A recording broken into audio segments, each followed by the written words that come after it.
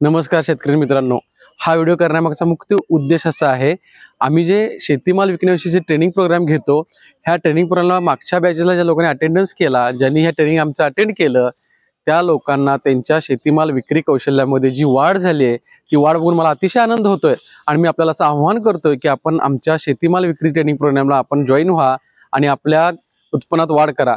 मित्रांनो, आपल्याला असा प्रश्न पडत असेल की शेतीमाल विक्रीचं ट्रेनिंग घेणे का गरजेचं आहे? मित्रांनो, मला असं आपल्याला सांगायचं आहे, एखादा व्यवसाय करत असताना त्या व्यवसायाचं पूर्ण नॉलेज असणं फार गरजेचं आहे। आपण शेती करतो म्हणजे काय करतो? सायकलचं एकच चाक फिरवतोय, सायकलचं दुसरं चाक फिरवण्यासाठी आपण जो माल पिकवतोय तो स्वतः विकणं गरजेचं आहे। कशासाठी गरजेचं आहे? आपण हा आपला माल दलालांना विकता, मध्यस्थांना विकता, जेणेकरून काय होतंय की आपलं प्रॉफिट मार्जिन 50% पेक्षा जास्त खाली येतोय।